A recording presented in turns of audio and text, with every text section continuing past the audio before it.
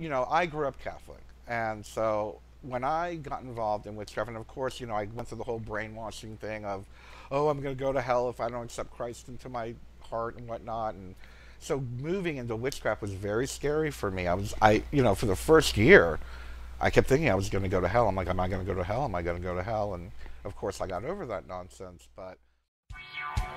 Revolution Radio proudly presents, live from the heart of the Blue Ridge, Roanoke, Virginia. It's the Just Bernard Show with host Bernard Alvarez. Join Bernard as he shares topics that reveal the real matrix and empower your human experience, including world liberty, the esoteric, suppressed technologies, spiritual ascension, and human consciousness.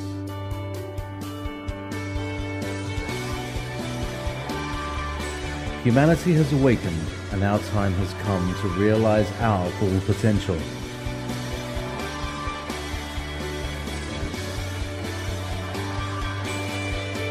And now, live from the Star City, your host, Bernard Alvarez. So welcome back to the show, everyone. Today we're doing a lively discussion about the truth or the secrets of witchcraft. Many of you have sent me your questions already, so I'm going to try to continue not only catching up on your questions live here, but as well as some of the ones that were sent to me over the last few days. Anyway, so I got to read this question. This is one of my favorite questions, actually. Let's start off with this one for the second half of the show. You'll appreciate this. If I become a witch, will I be able to do all the cool stuff I see on movies and on TV? Maybe, no. Quite honestly, when I take on a student, that is the first assignment that they get. And it's for them to research the difference between real witchcraft, Wicca, paganism, the magical arts, the craft of the wise, versus what we see in movies like The Craft, or TV shows like Charmed, or all of these other fantasy shows. And that's exactly what they are. They're fantasy shows. Don't get me wrong, I love them. I watch all of that stuff. I still watch Charmed. It's on Netflix. But anyway, no. I had a student, a lovely woman who was with me for a little bit over a year, and she would literally get upset and depressed because she couldn't shoot sparks out of her fingertips. And I've got to tell you, don't get me wrong, I do believe in infinite possibilities. I believe that if we can evolve our consciousness to a level where we can move beyond the physical, then of course anything is possible. I've seen works, I've done work where exercises, where you're in a complete dark room and you're going to shoot you're going to shoot energy out of your hands, and sometimes you'll see energy very faintly coming out of your hands. Call it reading an aura, perhaps. But as far as, zapping people or flying, physically flying, it's not really something, it's not something that should be the only reason why you get involved in witchcraft, to put spells on people or to fly or to blow things up with your hands or anything like that. Again, that's not what this is about. There's something about the idea about the craft of the wise. The craft of the wise, and I'm going to go a little bit further on what the definition is, to me, is aligning with the natural forces, aligning with nature, aligning with natural energy. Some call it supernatural, but it's not. It is all around us. A great way to explain it to a Westerner or Western mentality is think of chi. Think of martial arts where they're moving the chi through their body and they're directing that energy into that punch. I say the same thing when I'm teaching Reiki. We're moving the chi through our body, but with Reiki, you're just allowing the energy to go out and go into the other person's body to balance that natural energy system. When it comes to witchcraft and when it comes to Wicca, again, you are that channel of that energy, but perhaps you may be focusing it in one particular way or tuning it into a particular element: earth, air, fire, water, spirit. Um, so it is all, it's natural. And when I say the path of the wise, a wise person utilizes this information with wisdom. So there has to be a very emotionally mature approach. This is not about dressing in black. This is not about, flying on a broom or putting curses on people. And if it is, then apparently that's not very wise. So you'll find one of the biggest letdowns for many people is when they get involved in witchcraft, that they realize that most of what they thought it was going to be, it's not, and that they're going to have to let go of a lot of immature, irresponsible ideas about themselves, about the world around them, and about their actions. We are very big on taking personal responsibility for our actions. We're very big on harming no one. I mean, the Wiccan Reed has been basically, I guess it's fair to say that most witchcraft traditions, no matter what they are, have borrowed the Wiccan Reed, and that is harm none, do what you will. And we can go into a whole philosophical debate about that. And actually, I probably have a video on YouTube about the implications of what that term really means. But to simplify it, harm none doesn't mean you can justify doing something horrible to somebody and just say, oh, well, I'm not really harming them because I say I'm not harming them. In order to be responsible, you have to look at it, whether it's right or not. If someone else thinks you're harming them, then you are harming them. It's the way that the other person is being affected. So you're taking responsibility for your actions onto other people and how they feel in return. So you cannot harm other people and just justify it, oh, well, I'm not harming anybody. It doesn't matter. I can do whatever I want. But anyway, somebody just posted, and I think I covered this a little bit, but I'll go a little bit more. Is Wicca a religion? Okay, let's get into Wicca a little bit. The truth about witchcraft is that witchcraft has been around for thousands and thousands of years. Witchcraft has been around probably prior to the Egyptian or the Kemetic schools.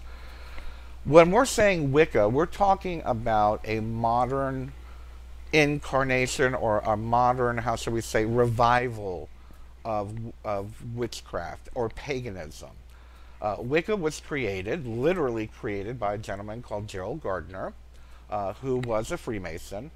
You'll notice that much of the ritual aspects in Wicca are Freemasonic. A lot of that stuff, the watchtowers and whatnot, that's all Freemason. The initiation process, anyway, look it up. A lot of that was borrowed from Freemasonry. And it's sprinkled with a lot of nature, pagan stuff, and a little bit of Egyptian, and a little bit of Eastern and Middle Eastern. And it's wonderful, don't get me wrong. I feel it's absolutely wonderful that in our modern times, we now have a quote-unquote pagan religion that is taken seriously. Wicca has been, how shall we say, is recognized in the military. It's recognized, I believe, by the United States government in many cases. Most of the time, you go to a hospital or something, I notice now when they ask you for religion, they have either pagan or Wiccan. So it is a recognized religion. Is it an organized religion? Absolutely not. Absolutely not. Wicca is not an organized religion. Neither are any forms of paganism or witchcraft, except perhaps on a tribal level, on a coven level, on a regional level. But centralized, no. It's very, very personal and very community oriented. So, who do witches worship? This was another great question that somebody sent to me. Witches can worship anything. Literally anything, anyone. I do find most pagans are nature worshippers. Most witches are nature worshippers. Um, I am very much a nature worshiper. As far as deity, yes, I ascribe to a divine feminine and a divine masculine. Call it Sky Father, Mother Earth. Call it divine feminine, divine father. Call it Gaia. Call it goddess, God. But I do see the polarity in the divine. There is masculine, there is feminine, there is passive, there is aggressive, there is good, there is evil, there is happy, there is sad. And these deities have those characteristics.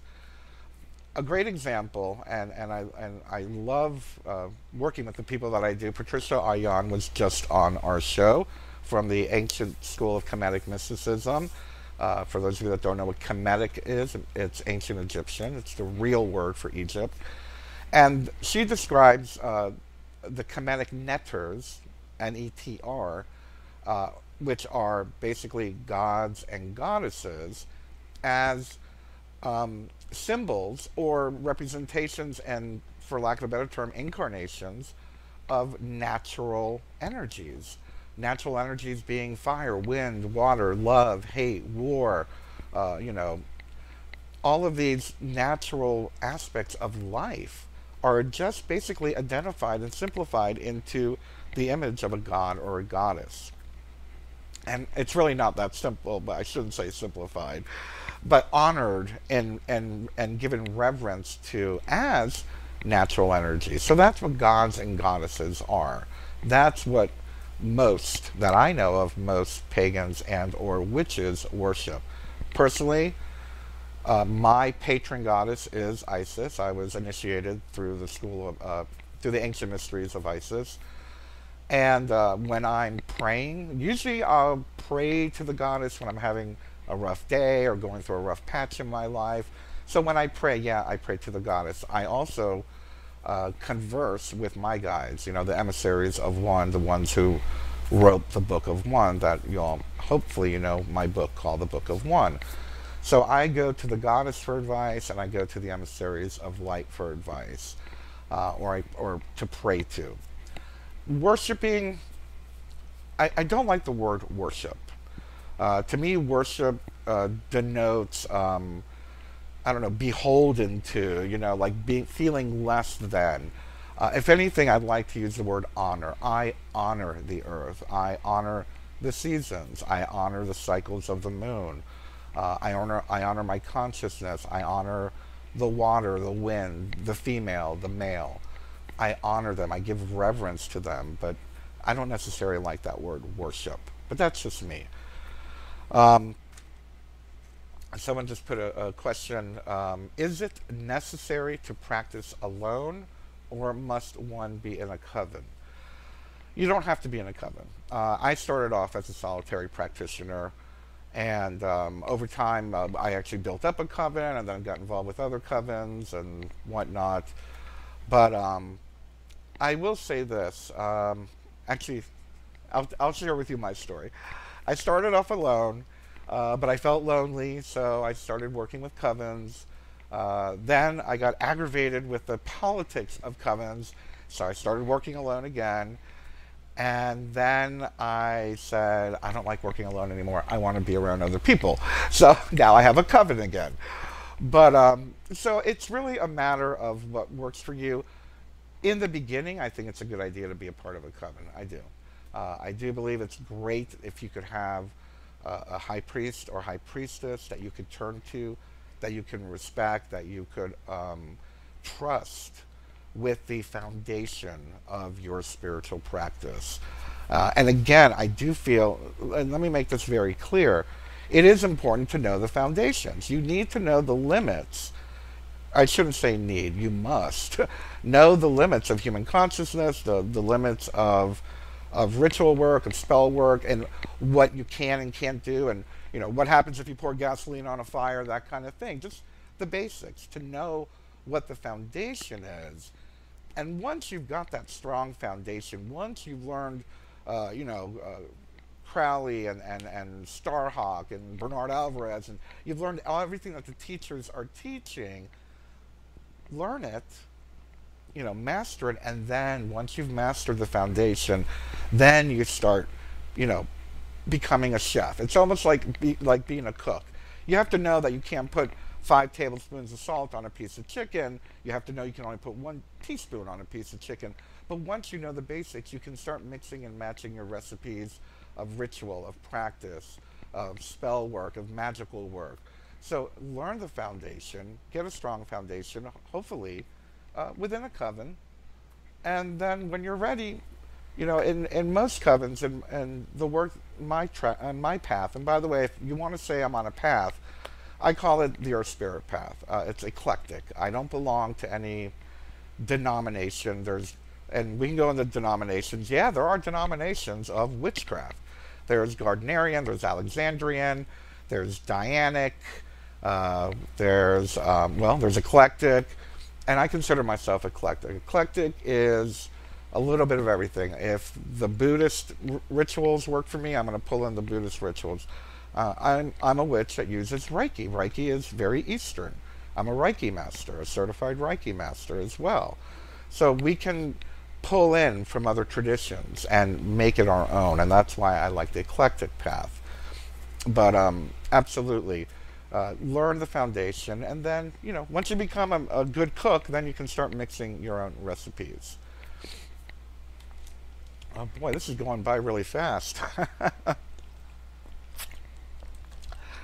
So this is a really good question that someone sent me, and I'd like to share this. And I do see that question about finding other pagans, and I promise I'm going to end this talk with how to find other groups and whatnot. But at first I want to talk about this question, which I thought was very important, that someone wrote to me. Can I follow the path of witchcraft and be a Christian? Absolutely.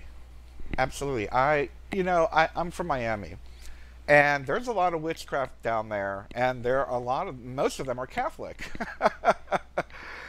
I started off, I grew up Catholic, and so when I got involved in witchcraft, and of course, I went through the whole brainwashing thing of, oh, I'm going to go to hell if I don't accept Christ into my heart and whatnot, and so moving into witchcraft was very scary for me. For the first year, I kept thinking I was going to go to hell. I'm like, am I going to go to hell? Am I going to go to hell? And of course, I got over that nonsense. But in the beginning, my goddess was Mary, and my God was Jesus. So I would have a picture of Jesus and a picture of Mary on my altar. That represented divine masculine and divine feminine. So we have to remember that there's no black and white. There are gray levels of witchcraft. There is no absolute. So can a Christian be a witch? Absolutely. I know many. We call it Christo-pagans. There's many Christo-pagans out there. And, look at voodoo, look at Santeria. So many religions, world religions, are a blend of witchcraft and Christianity, because you have to remember, historically speaking, that when the Spanish, forced and shoved Catholicism down everyone's throat, a lot of these people wanted to hold on to their own native practices, including Native Americans. So a lot of times you'll see a blend of indigenous practice with Christian practice. And so absolutely, you can be a witch and also be a Christian. I consider myself a pagan. That's different. Christianity and paganism, I don't feel you can be both. If you're a pagan, you're a nature worshiper. You worship the elements. You revere the elements. You revere the natural forces of life, versus Christianity, which is very patriarchal, patrifocal, control over. You're controlling. It's very forceful. I find pagan is a much more gentle way of interacting with the world around us. Someone is asking, how were you introduced to witchcraft? Very interesting. My whole life. I've had paranormal experiences since I was a small child. I was literally attacked by entities, and you can go to my YouTube channel. I tell my whole story paranormal experiences on the Just Bernard channel. I was attacked by entities. I was doing magic naturally without realizing it, or witchcraft without even realizing I was doing it. I got involved in my early teens a little bit, got scared, became a born-again Christian, and then I picked up Scott Cunningham's Wicca for the Solitary Practitioner, and it changed my life. It was like, wow, this is what I feel. This is exactly what I feel. When I opened Scott Cunningham's book, it clarified everything. It was like a whole new world open. Ooh, divine feminine, goddess, moon, you know, it's just absolutely amazing. So I'm running out of time, and I hope I have enough time to answer this last question. How do you suggest finding other pagans in your city, and how can one join a coven? Okay, witchvox.com. That's WITCHVOX.com. They have listings of open circles, meetups and whatnot. Look in Meetup. Go to meetup.com. I found the local groups here in Roanoke when I first moved here by going through Meetup. Look on Facebook. Just do a search. Put pagan or Wiccan and your city or your zip code. But you have to understand that many groups are private. You can probably go to public ceremonies. Our Sabbats are usually public, and I didn't get to answer that, so let me run down real quick and say that a witch's Sabbath is a seasonal celebration. It's usually not serious magic. It's usually not focused. It's more a celebration of the turning of the wheel of the year. Lots of festivities, lots of drinking sometimes, but it's not like a hardcore, you know, ritual with, you know, spells and whatnot. It's usually just celebrating the spring equinox, the winter solstice, etc., etc. So a lot of people are like, ooh, witch's Sabbath, evil, evil. No, it's a fun, it's not even a focused ritual or anything. It's usually just a big party. But how are you going to find them? Go to witchvox.com, and remember, don't be offended if someone doesn't want to be your teacher. Don't be offended if someone doesn't invite you into their coven. Some covens are public, some covens are private. My coven is private. It's strictly my closest friends that I want to be with and I feel very comfortable with. Many groups are like that. We're like a family. So you have to get to know them. It takes time. They might invite you to a ceremony, but again, there are a lot of teaching covens out there, and you can go to teaching covens, you can go to public ceremonies. Check out your local Pagan Pride picnic or Pagan Pride Day. Yes, there's Pagan Pride. Check that out. You can usually meet people there. Check out Meetup. Check out Facebook. Here in Roanoke, I have Earth Spirit Roanoke, and those are all public ceremonies. We have one coming up next week or the week after. We do classes and courses and certifications. Those are all public, but again, private coven is private, so you have to respect that. And unfortunately, not everyone can be your teacher. I have a lot of people that want me to be their teacher. I just don't have the time. Do I offer tutoring? Yes, I offer tutoring. It's called spiritual counseling. You go on my website, you can book a session for spiritual counseling. I'll be more than happy to personally do tutoring. But as far as like becoming an apprentice or something like that, that takes time. You got to get to know the person, and you've got to be here locally, quite honestly. Anyway, I see a great question, and maybe I'll have to pick it up again next week, because next week we are going to be celebrating Lammas, which is a Sabbath. We are going to be doing a live Sabbath right here, same time. I love you guys. Thank you so much for this opportunity. It's always a pleasure to talk with you live here. I love you. Bye-bye.